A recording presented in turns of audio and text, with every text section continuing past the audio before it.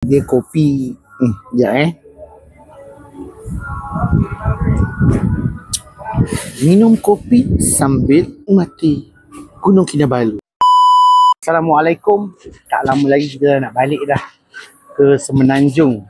Hari ni kita luangkan masa untuk melihat apa yang ada di sekitar Kundasang. Pagi ni kita nak pergi Pak Kopi. Pak Kopi sejak 1969 di Kundasang. Nak tengok apa kopi ada sebab view dia cantik. Dah ke? Dah.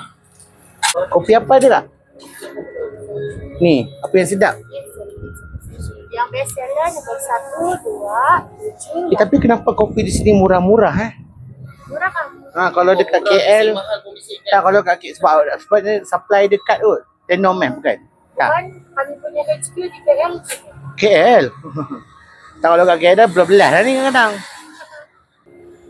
Ni apa, ice coffee ice. Kalau nak panas ada. Boleh nombor 1 pun boleh panas. Kita try ni. Kita try. Apa nak try korang? Panas, siap. Kita try kopi pingkau. Okey, bagi kopi pingkau satu. Sejuk ke panas?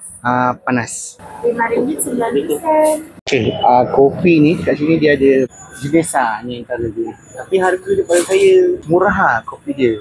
Thank you. Kita kopi ni. Kenapa kita orang nak minum kat sini? Sebab tengok ni. Cuma hari-hari kita nak balik ni lah dia bagi badan je tu. Gunung Kinabalu. Nanti kita tengok apa rasa kopi yang kita order tadi. Kita pun dah dapat kopi yang kita order tadi tu. Dia kopi biasa je sebenarnya.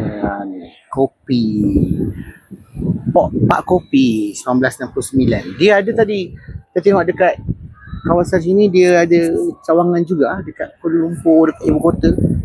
Kita tengok apa rasa Pak Kopi Kundasang. Kita nak tengok rasa dia. Sedap lah rasa dia. Kopi Pak Kopi ni. Dia kopi sekejap minum kopi sambil mati Gunung Kinabalu yang hanya nampak kaki sahaja. Pak Kopi. Layanlah kalau korang datang Kundasang. Dah selesai. So kita pun nak bergerak ke lokasi seterusnya. So kalau korang lepas ni nak merasa atau datang kopi, bolehlah ke Pak Kopi Kundasang. Okey? Rasa kopi sambil melihat pemandangan Gunung Kinabalu. Hari ni kita tak ada rezeki nak tengok sepenuhnya. Okey.